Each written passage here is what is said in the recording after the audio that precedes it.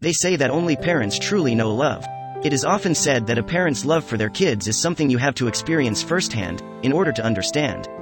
So if that feeling really is that strong, then imagine how worried you would be if your child gets lost even for a few minutes. A toddler was lost in the cornfield and her tensed parents got help from the most unsuspecting party. Like we said, a missing daughter would surely alarm a parent, and rightfully so. They called a search party to help find her. The corn stalks filled the entire field where the search party did their best. They made use of light to flash and hopefully get through to the little girl. Everyone was calling out for little Remy. As Timber joined in, she felt sick to her stomach suddenly. As she was also running through the field along with the huge crowd helping her, she was beginning to feel a little numb and hopeless. She could feel the people rushing past her to hopefully get taught he little toddler. The field was huge and she felt hope dim down more and more. The crowd had been in search of her daughter for hours now and she felt like she was gone forever, but then she heard something. It all started as a normal day at home.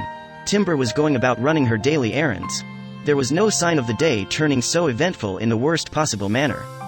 The sun was shining brightly and the light in the kitchen was so bright she even had to cover her eyes. As she was done doing the dishes from the previous night, she sensed there was something terribly wrong. There was silence. On a typical day, she would have her hands full and immediately have to watch over her daughter. She would, on a normal day, listen to her darling Remy's laughs and murmurs from the kitchen when she played with the family dog terrier. She would keep the two in the yard until she finished the house chores. But this day was different as there was no one in sight and no sound. What happened? The adorable baby girl had always been very active and cheerful. So obviously, the family loved her so much as she was a ray of sunshine in their lives. Remy's favorite thing to do was to play hide and seek. Hence, Timber's first instinct was to check Remy's frequent hiding spaces. She quickly searched up and down the house, behind the car and the cornstalks. Since she alone felt a little helpless, she decided to recruit the dog too. So Timber clapped her hands and blew a loud whistle. However, the only thing she could hear was the rustle and bustle of the fields of corn. The family dog's name is Fat Heath. The dog would always show up everything she called or whistled, but this time, no. What was wrong? Timber decided to try the house once more. She rushed in from outside and dashed up the stairs. She thought the little girl might be hiding upstairs. When she got in, she searched for her baby behind the curtains and looked through every bed. Then, she made her way to the wardrobes and checked the insides. She also peeped behind every door too. Even after looking for her dear daughter, she still could not find her anywhere. She really wanted to find her in the house because if the toddler was outside, who knows where she may have gone. She tried her best to look for Remy, but she was still nowhere to be found. Timber was starting to freak out a bit. Where was her daughter? Was she abducted? And what about Fat Heath? Timber was not going to wait any minute. She knew that time was precious, that she could not wait or waste a second. She was filled with distraught and her palms trembled as she struggled to dial 911 to call for help. She was barely able to narrate the whole incident to the police. She informed them that Remy was gone and that she was by herself, probably in danger. As she told the police about what had taken place, Timber could not help but burst out crying. She could not stop the tears from raining down her cheeks. Her dear daughter was missing and there was nothing she could do to find her. She was slowly starting to put the blame on herself and feel terribly guilty for all that had happened. She should have paid more attention to Remy. After the phone call and a few moments later, Remy getting lost had grapevined through to a lot of people. The news was spreading like wildfire and pretty soon help arrived.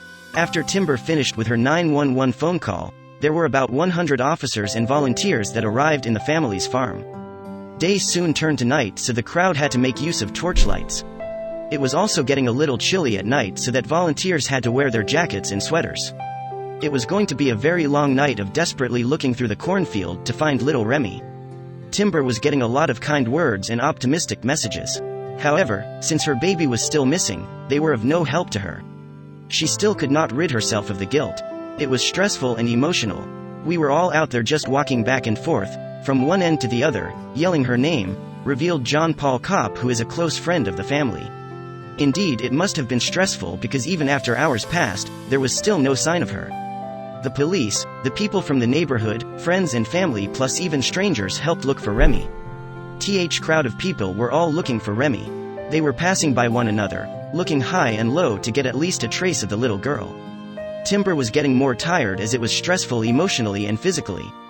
She did not let her legs drag her spirit down, so she went on with the search. As everyone kept looking for Remy, something unbelievable took place. To make matters worse, the lights were starting to die out. The lights were slowly dimming down and could clearly be seen from afar.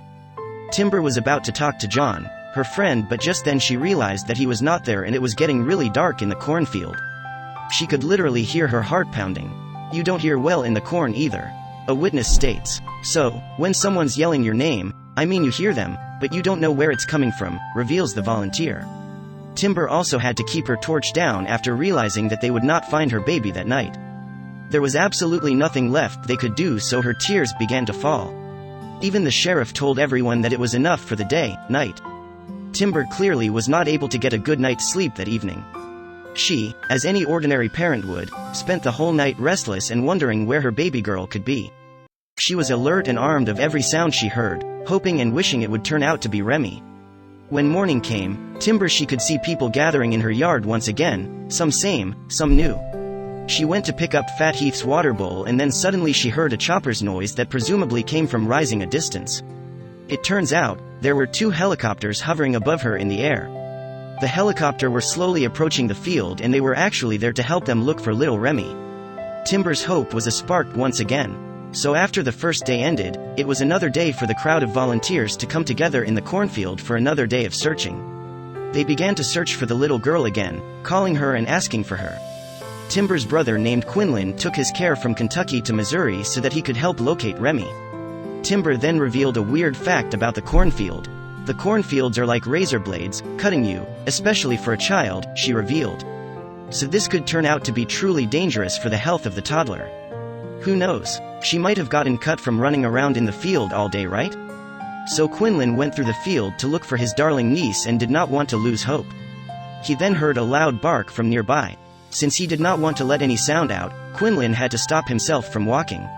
He tried once more to hopefully get a response from Remy and shouted out her name. As soon as he did that, he heard a very timid bark come from very close by.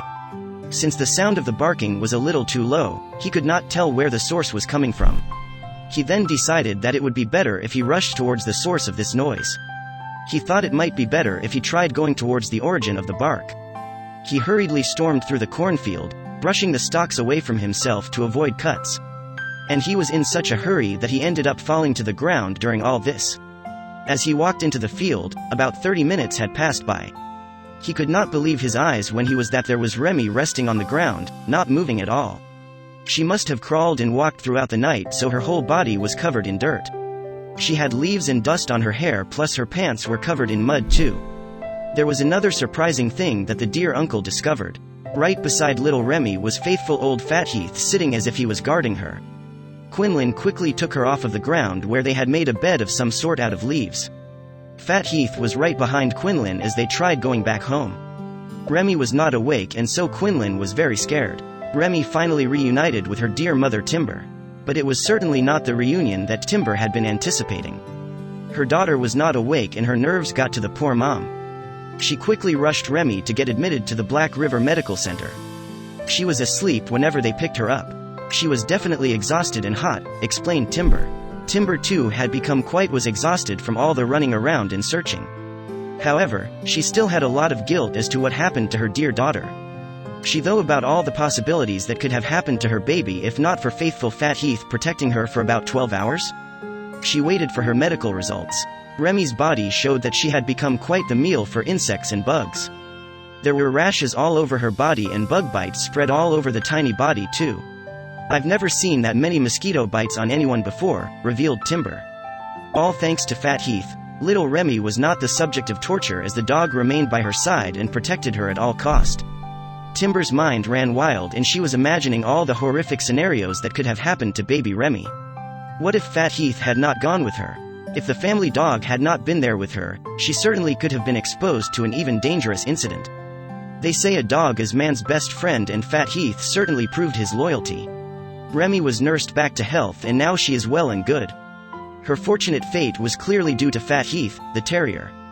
After several people had shared the story of the little girl and her furry friend, they had gone viral. Thousands of people on social media have written words of gratitude for Fat Heath, but not the uncle that discovered them. Timber, after Remy regained consciousness, asked her daughter, Why were you not scared?" The introverted little girl then admitted to her mummy, "Because Fat Heath was with me." This was solid proof that the little guy had been fiercely protecting the girl that night she went missing. He truly deserves all the praises and attention he is getting, plus treats. If you are looking for a family dog, here are 10 of the best breeds that have proven time and again that they are worthy of being a part of the family. One thing that you should appreciate is the fact that boxers really do love and adore kids. These dogs are oriented breed and mostly love to have companions or other friends, family members close by. They are very active and show a lot of affection too. Since they are in need of exercising and playing every day, their energy will surely match that of a child. Mastiffs are well known for being well-mannered, and these giant dogs usually connect quickly with their family. These dogs enjoy spending time with people. They know how to handle kids, so they are a favorite among families with babies. They are also very protective, so it is most likely that your home would be safe from intruders or unwanted guests. This dog is one of the most caring breeds you will ever get the chance of meeting or owning. This breed is known to be quite obedient and smart, so they can really help take care of the kids, especially if parents need assistance. They are also quite active, so they will be able to play with the kids at the same time, protecting the family from harm. Labrador Retrievers may be one of the most popularly owned dog breed for families. These dogs love the company of humans and will always be down to play around. They love to swim, run around and play catch. So they are perfect for kids to play with during break time. Labradors can help parents by relieving them from getting too exhausted playing with their children. We are all aware of the fact that Dalmatians enjoy playing with people and that they enjoy running around. So what could be better than a friendly breed of dogs for the family? Dalmatians love to play all day and sleep next to their owners at night. Also, if you own a horse, this breed would be great, as they are known to have a long-standing good relationship with one another. There is another dog that would make for a great family dog, and it is the Dogue de Bordeaux. They are known to be extremely loyal and have also proven to be fearsome when needed. They are caring and loving with kids and always puts their families first. This breed is the perfect fit for a family who wants a dog with an affectionate but protective trait. This is the most popular breed of dogs owned by families in the United States. So this is clear proof of why Golden Retrievers belong in your home. Their intelligence, pleasing and lovable nature is something that makes them a favorite with kids too. They have proven time and again that they can protect, play and entertain families, so why not get one? These dogs are one of the most loyal breeds you will ever come across. They will do whatever it takes if it means keeping your family happy and content. The Staffordshire Terrier has been named the best breed as a family dog in America and has won over hearts since the World War I. They are bright and active, so they learn tricks quickly too. Even though they may be huge in size, we must remember that Newfoundlands are one of the most ideal family dogs you will ever find. They are often called workhorse, and these dogs enjoy playing with children in the snow or run around at the park. They are gentle but can get protective if they sense any kind of danger for its family.